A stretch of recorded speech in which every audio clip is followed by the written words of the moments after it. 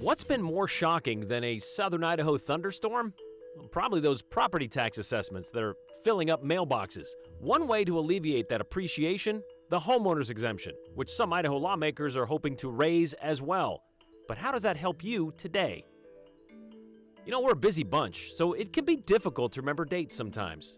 Well, today is a significant one, the 78th anniversary of D-Day. And one Boise veteran still remembers it very well, even if he too didn't realize it was today. Speaking of history, it can be cruel in some cases. Two pools sit empty this summer, needing repairs and awaiting an unknown fate. We're going to dial back to a time when one was filled with laughter and water and inspiration. Have you been checking your mailbox? I mean, we still do that, right? Like many of you have had to be reminded, because packed in there, along with all the ads and the credit card offers, you'll find your annual property tax assessment. And if you haven't seen it already, you might want to be sitting down when you tear it open. A paper cut likely won't be the worst thing you come away with when you do. Here's a shocker. Property values are appreciating rapidly, I might add. Darren apparently was shocked enough to send us this text message over the weekend. According to Darren, Canyon County property taxes are out of control. His house went up 55% and the overall assessment up 44%. It's outrageous, he says. So maybe we need a couple million more people moving here. Not. Well, desperate times call for desperate measures. Darren's not the only one in this situation. Last week, Canyon County assessor told KTVB the average property was valued roughly 40% higher, and his office put some properties at about 60% more than the previous year, which is obviously bad news for some homeowners who have settled down since then. But because, or should I say for them, all this really means is more property taxes, and they're asking for some relief in this ordeal. So that's why we're going to bring in Andrew Bartline now. And Andrew, you've been covering these assessments, especially now. Appreciating property is impacting a lot of people all over, but you're focusing today on Canyon County. It seems that there is a proposed solution, though, coming out of the 2C. Yeah, we spoke with Republican Representative Bruce Skog out in Nampa, and Skog says that they should have an indexing homeowner exemption. So kind of break down what that exactly means. The current homeowner exemption law allows a primary residence to exempt 50% of the assessed value of their taxes, but that exemption is capped, or their property's value, I should say. The exemption is capped at $125,000. So if your property is valued at more than $250,000, you reach the max exemption. You can't get any more benefit out of that. That cap is firm at $125,000. It doesn't move. But it wasn't always that way. Before 2016, the exemption would index and move along with the market. Now, if that index was still in place, numbers from the Canyon County assessor show that in 2022, that home exemption would be nearly $175,000 for the cap. That's a full $50,000 more than the current system's cap. Representative Skog suggests Idaho return to that index system to help homeowners through a hot housing market. The assessments for our property values just came out, and they went up dramatically because our home values have gone up dramatically. And that's going to affect our next tax bill, and it's going to hurt people, everyone. We already are losing disposable income just for our gas and inflation. This is going to triple hit all of our homeowners, and it's going to hurt our economy. This is one way that we can help solve people's bank accounts and help them out a lot. We need to pass it, and soon. In 2016, Canyon County residential properties paid 64% of the overall property tax bill. Today, it's 75% of all property taxes in Canyon County. It's more than a 10% jump. Canyon County Assessor Brian Stender says indexing the homeowner's exemption would push the tax burden into agriculture or commercial property, but it would level it out more so than what it was previously in years past. It would slow the rate at which residential is taking on more of the burden at the very least. And that's some of the largest shifting, the largest values that I've seen in the residential sector. So again, this year it's even larger than what I'd seen in the past. So in my career, this is pretty substantial tax burden shifted towards the residential sector. So it seems now that we're kind of, well, for lack of a better term, not reaping the benefits of what happened in 2016. And it seems like a lot of people would be willing to get behind something like this to kind of, as the market goes, so should our property tax values and assessments and the exemption, right? I mean, who would oppose something like this? Yeah, well, I think my understanding, I'm not going to name anybody specifically, but when you look at the lawmakers that signed on, there were 41 co-sponsors of it in the House. That's more than half of the House. It got a lot of support. You didn't see a lot of people who are ranchers, who own farmland. I think a lot of the concern is if we're lessening what homeowners are paying, well, that burden is going to shift because local governments aren't going to collect less money. Where they collect it from is going to change. So if you commercial property, agriculture, industrial, they would pay more to make up that loss if the exemption's higher, because logically homeowners would be paying less. So I think that's probably the biggest reason somebody would oppose this. If you own a lot of farmland, well, I wouldn't want to be taxed on that farmland personally. So I think that's a big reason somebody would oppose it. And in the legislature, there are ranchers and farmers who do represent these communities in there, and they want to say, well, I don't want to take up some of that as much. Is it really a zero-sum game, though, when it comes to this? You said it's not going to be a total, like everything pushed over onto the agricultural side. It's just going to make it more even? Is that kind of how you explain that? Yeah, in 2016, 64% of the property taxes in Canyon County were paid by residential properties. It's now 75%. So if you're trying to balance it out, you want to get that number closer to 64, what it was in 2016. That's the goal. That's what they're trying to push for in Canyon right now between Representative Skog and the assessor. But like we said, the legislature's not in session, so we'll have to wait till next session and see if they find success because it didn't get out of committee last time. Right, and then you still have to wait after that till everything kind of goes through. All right, thanks, Andrew. We'll keep an eye on that. All right, well, I'm willing to bet there were a lot of you who woke up this morning and didn't realize today is the anniversary of the D-Day invasion. Operation Overlord, the pivotal battle of World War II, when the Allied forces landed on the beaches of Normandy to try to liberate France from German occupation. 78 years ago today, the invasion began in the early morning hours of June 6, 1944. By the end, 150,000 Allied soldiers would land on those shores. 9,000 would be killed or injured on that very first day. The surprise attack is still the largest amphibious invasion in history. The naval component of that attack was known as Operation Neptune, with 5,000 vessels making their way across the English Channel. And making sure they had a clear path, well, they were the minesweepers, the first ones through to make sure there weren't any German mines in the water to take down any of the ships. On this day, 78 years ago, Boise's Robert Haga was one of those minesweepers. He was there in the middle of it all, and even he woke up this morning not realizing what today was. I mean, he's 96. He still has got a lot of other things going on to occupy his time, so you can understand. Bob was born and raised in Roanoke, Virginia, and only moved to Boise about a decade ago to be closer to family. But back in January of 1944, the day after he turned 18, Bob signed up for the Navy because, as he told us today, he wanted to kill Hitler. But also, and mostly because, like a lot of World War II veterans, he just wanted to do his part. Well, less than 6 months later, Bob was a yeoman second class assigned to the USS Chickadee, not knowing what lay ahead other than the Atlantic Ocean. They didn't tell me anything, just that I was going to be assigned a ship and get on a ship and sail toward England because the Germans had France. We wanted to get over there and sweep the English Channel. That morning, did you know that this was going to be the start of the end? No, I did not. We were sweeping in front of Normandy, and they stopped us because the fog was there and the cliff was there. We could see the German soldiers walking along the top of the cliff. Then the fog lifted and the invasion was on. We had front row seats to see all of the action and dead soldiers all over the floor, and we were trying to rescue as many as we could, but most of them were dead. The LCIs were loaded with infantry, and of course, once the ramp went down, they shot off, and a lot of them, of course, drowned, and I still have that in my memory. Bob has more vivid memories of what happened the day before. His ship, the Chickadee, was one of 11 sweepers clearing the channel before the fleet arrived. The evening of June 5th, one of them found a German mine. It got one of our sister ships, the Osprey. It hit the ship near the ammunition storage. The Osprey sunk, and 6 crewmen lost their lives, considered the first casualties of the D-Day invasion. We took on survivors from that, but it was burning, and when we were trying to lift them up, to the ship. The skin would come off. And it's one of the worst memories that I have. These memories are still pretty fresh for you, aren't Yes, they are.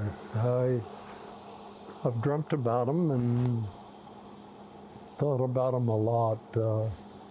It was a traumatic thing for young, my dad called me whippersnapper, but I always remembered it vividly. It was a terrible day, just a mess, just bodies all over the place, and that stayed with me a long time. I can still see it. The morning of June 6th, Bob said he watched American troops try to take the cliffs of Normandy. What was it like to watch them do that? Oh, awful, awful. My heart was in my throat, and I'm sure everybody on board the ships that saw that could see that. When you woke up this morning, did you know what day it was today? No, You didn't? no, it didn't occur to me. My friend Gary in there was telling me, Bob, this is June 6th. Do you know what day it is? I said, oh, it's D-Day. Does it make you proud or sad to think about this day? Well, both. Proud that we won, but sad that it cost so many lives. A feeling that still weighed on him 70 years later. I went back over to Normandy, and there were crosses as far as you could see in every direction up on top. It was the largest graveyard that I've ever seen. Do you like telling your D-Day story? Yes, I love it. I think people your age should know something about D-Day and that the war, not particularly minesweeping or anything, but the whole ball of wax, to have that knowledge of it. We won't ever forget, Bob, but I know we keep losing more and more of you to tell your story. Bob spent 2.5 years in the Navy, then left to spend 25 years as sales manager of the shipping company, the same company that developed the modern shipping containers that you're well aware of. It's an industry that began by repurposing old Navy ships, by the way. Bob and his wife, Dorothy, who just passed away last fall at the age of 97, they had 2 sons. Both of them lost their battles with cancer. So Bob's immediate family consists of his daughter-in-law, Susan, along with 2 grandsons and a great-granddaughter. One other thing came up today in our conversation. He started talking about the war in Ukraine, and Bob says Russia's Vladimir Putin reminds him a little bit of Hitler. And he told us today if he were young again, not 96, he would want to go back into the service to, quote, take care of that situation. Not trying to be a hero or anything, just trying to do what's right, just like he did 78 years ago today.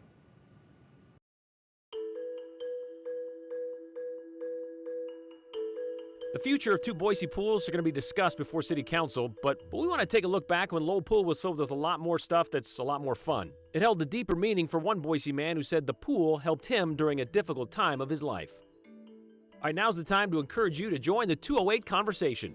This is the number, 208-321-5614. You can text us, you can call us, you can leave us a voicemail if you'd like. Just include your questions and your comments about the 208. Either way, make sure you leave your name and the hashtag the 208. That way we can give you credit when we share yours during the show.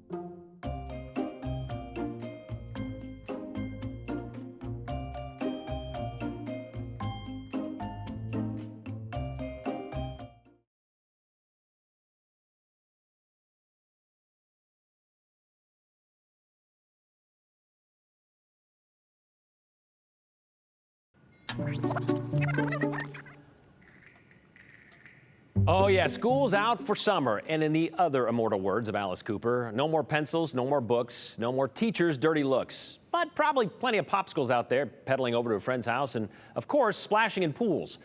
The latter, at least, in Boise, has been limited to just 4 community pools. South and Lowell Pools, they were built back in the early 50s, 1950s, and some updating, yeah, the repairs, those are needed to bring those 2 pools up to code. You know, safety stuff, accessibility requirements.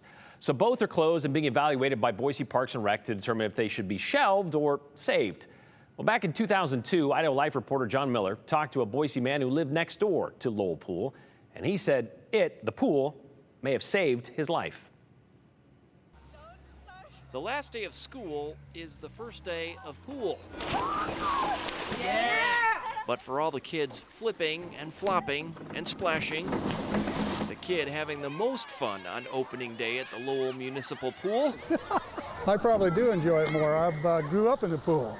isn't exactly a kid anymore. I actually was about 10 when it got built, and it was one of the things that really changed my life. Back in 1953, Edward McGuire was growing up and getting in a lot of trouble in the yellow house about 100 feet away. My mother and father were divorced, 4 kids, and we were struggling a little bit. Drowning, in a way, without ever setting foot in a pool.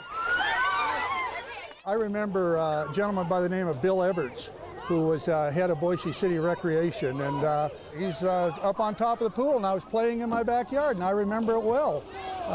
He said, "Ed, come on over here," and I want to get you on the swim team, and I actually didn't know how to swim.